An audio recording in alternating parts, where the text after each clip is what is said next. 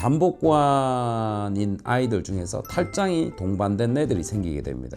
제가 2017년도인가 세계에서 처음으로 음낭수종 탈장 동반된 요거를 복강경 수술로 다 마무리. 그때 한 1500 케이스인가 그때 당시 회복이 훨씬 빠르고 그 흉터는 거의 안 보이게 되죠. 왜냐면 복강경 수술이니까.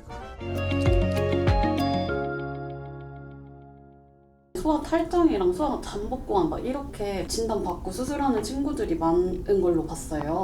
이 잠복고환은 어떤 질환인 거예요? 남자아이들은 고환이 배 안에 만들어져요. 그다음에 엄마 배 안에서 자라는 동안 그 고환이 배 근육을 뚫고 내려옵니다. 내려와서 음낭에 고정이 되죠. 그다음에 배 안에서부터 내려왔던 길, 그 길이 막혀야 되는 게 정상이란 말이에요. 근데 그 길이 막히지 않아서 그 구멍으로 장이 빠지는 걸 탈장이라고 합니다. 근데 잠복고환이라는 거는 고환이 배 근육을 뚫어야 되는데 못 내려간 거예요. 고환이 내려가야 내려온 길이 막히겠죠. 근데 안 내려가면 똑같이 열려 있는 거예요. 그래서 잠복관인 아이들 중에서 탈장이 동반된 애들이 생기게 됩니다. 이 잠복관은 원래는 책마다 좀 다르긴 하지만 잠복관 자체로만 있으면 보통은 6개월 이후 이제 수술을 하게 되는데, 탈장은 수술이 바로 해야 되는 거란 말이에요. 두 가지가 겹쳐서 왔다 그러면 우리 병원에서는 두 개를 동시에 치료를 하는데, 탈장은 구멍만 메꾸면 되는 거고요. 그 다음에 잠복관은 고환을 음낭에 고정시키는 거죠. 잠복관 치료에서 중요한 게 구멍으로 이렇게 고환이 내려갈 때 이 고환은 두 줄기를 가지고 있습니다.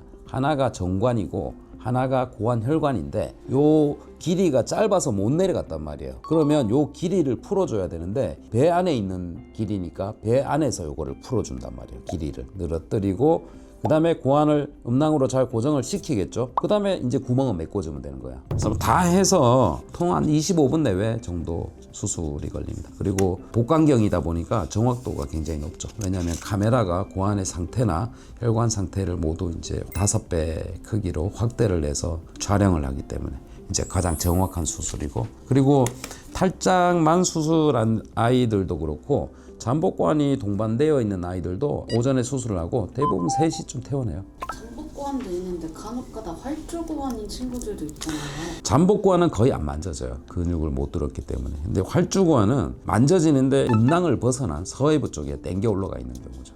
그런 경우에도 이제 상태를 보면서 이제 내려주는 수술을 동시에 하게 됩니다. 음낭수종으로 오는 친구들도 있는데 음낭수종은 어떤 질환일까요? 이제 서해부 탈장과 거의 비슷한 개념인데, 서해부 탈장은 구멍으로 장이 빠지는 거예요. 근데 음낭수종은 구멍 안에 물주머니가 생기는 거라고. 그래서 치료가 탈장은 구멍만 메꾸면 되는데 음낭수종은 물주머니를 제거를 해줘야 되거든요. 똑같이 이제 복강경 수술로 우리 병원에서는 진행을 하는데, 카메라가 들어가서 물주머니 상태를 보고 이제 제거를 하는 거예요. 완전히 제거하고 그 다음에 구멍을 메꿔주면 돼요. 이제 예전에는, 지금도 그렇지만 대부분 개복을 하고 있어요. 제가 2017년도인가 세계에서 처음으로 음낭수종 탈장 동반된 요거를 복강경 수술로 다 마무리. 그때 한 1500 케이스인가 그때 당시 회복이 훨씬 빠르고 그 흉터는 거의 안 보이게 되죠. 왜냐면 복강경 수술이니까. 애기들 수술을 하려면 어머니들이 가장 걱정하시는 게 전신마취잖아요. 저희 병원이 전신마취 걱정 안 해도 되는 이유에 대해서 한번 다시 설명해 주실 수 있을까요? 수술을 할 때 이제 진정이 돼야 됩니다. 움직이지를 않아야죠. 사람이 움직이게 되면 큰일 나게 되니까, 작은 몸에서.